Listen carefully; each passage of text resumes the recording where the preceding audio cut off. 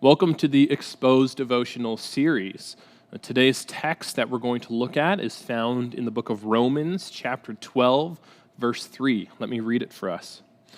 For by the grace given me, I say to every one of you, do not think of yourself more highly than you ought to, but rather think of yourself with sober judgment, in accordance with the faith God has distributed to each of you. We've talked a lot about darkness and brokenness and what to do about it and what to do with it. Today, let's talk a little bit about self-righteousness and pride, because they're connected. A lot of our darkness is feelings of inadequacy or shame or past hurt.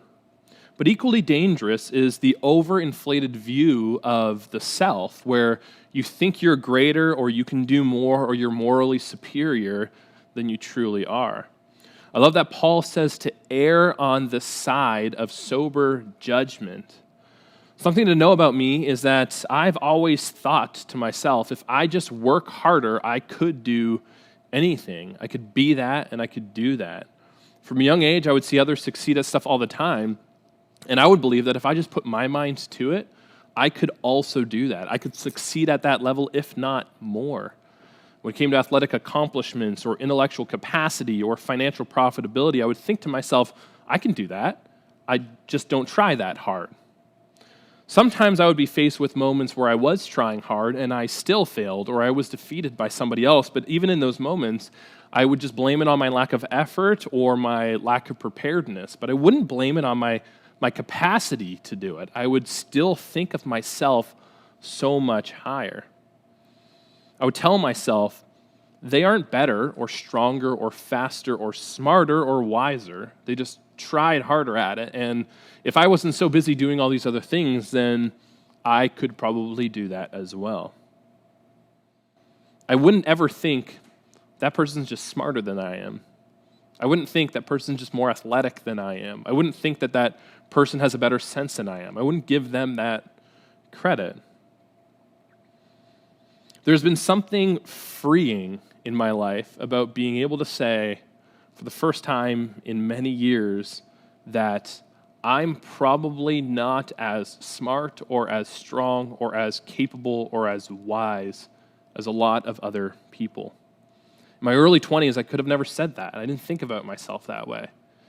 Now in my late 20s, I can actually look at people who are my peers or who are those before me and think, I could have never done that. I can't do that. They just are better at that. They just are more capable than I am or than I was. Before, I would feel like I can't learn anything from anybody else, but now I actually see that there are things I can learn from other people. There are people who are better than me, who know more, and who can teach me things. Before, I used to beat myself up all the time when I wanted something, but I wasn't able to achieve it. I beat myself up for my lack of responsibility or my lack of discipline. But now sometimes I'm able to just say, I'm just not good enough to do it, or that person is just better than me. They're just smarter than me.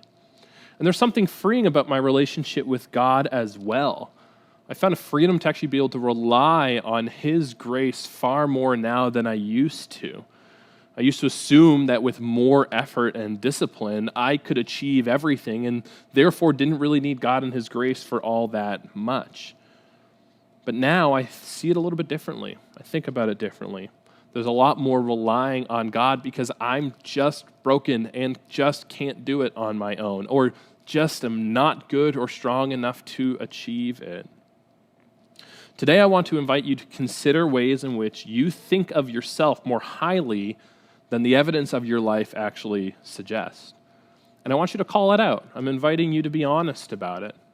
But don't stop there. If you do that, and you do it right, and you do it honestly, I want you to then follow it up with a prayer of thanksgiving and grace. I want you to thank God for who you are, thank God for who He made you to be, thank God for the skills and the talents that He's given you, and also thank Him for the things that you happen to lack in. Give God all the grace and all the authority and all of the worship in your life. And just ask God to use you exactly as you are where you are at.